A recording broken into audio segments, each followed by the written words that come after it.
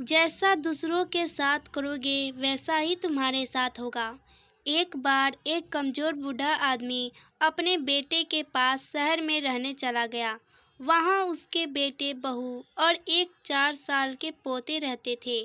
बूढ़ा आदमी वहाँ जाकर थोड़ी देर आराम किया। फिर शाम को खाना खाने के लिए पूरा परिवार मेज पर बैठा, लेकिन बुजुर्ग दादाजी के कांपते हाथों की वजह से खाना मुश्किल हो गया। जब वह दूध का गिलास पकड़ा तो दूध हाथों से फिसल कर मेज पर गिर गया। बेटे ने कहा, पिताजी को हमारे साथ बड़ी मेज पर बैठकर खाने की आदत नहीं है। इसलिए बेटे और बहू ने कोने में एक छोटी सी मेज लगाई। वहाँ दादाजी को खाने के लिए दिया, जबकि परिवार के बाकी लोगों ने रात के खाने का आनंद लिया। चूँकि दादाजी ने एक गिलास तोड़ा था, इसलिए उसका खाना लकड़ी के कटोरे में दिया गया था। जब परिवार ने दादाजी पर नज़र डाली, तब खाना खाते वक्त उसकी आंखों में आंसू देखे। 4 साल के बच्चे ने यह सब खामोशी से देखा। फिर अगली सुबह पिता ने देखा उसका बेटा लकड़ी के साथ खेल रहा है। उन्होंने बच्चे से मिट्टी से पूछा, तुम क्या कर रहे हो?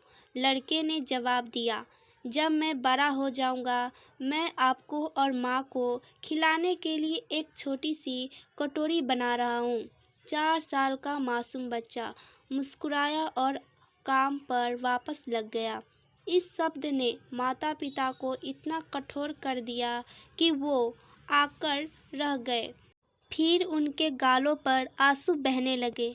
हालांकि तब कोई शब्द नहीं बोला था, लेकिन दोनों जानते थे कि क्या किया जाना चाहिए। उसी दिन पिता ने दादाजी का हाथ थाम लिया और उन्हें परिवार की मेज पर वापस ले आया।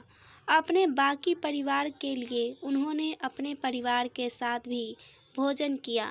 प्यारे दोस्तों, याद रखना, बच्चों की आंखें हमेशा देखती रहती है, उनके कान हमेशा सुनते हैं और बच्चों के मन में संदेश जाता है। इसलिए अपने घर के बुजुर्गों के साथ जो भी व्यवहार करो, सोच समझ कर करो। कहीं ऐसा न हो कि आपको बाद में पछताना पड़े। कहानी कैसी लगी आप हमें कमेंट करके ज़रूर बताइए। इस कहानी को पूरा देखने और सुनने के लिए आपका बहुत बहुत धन्यवाद।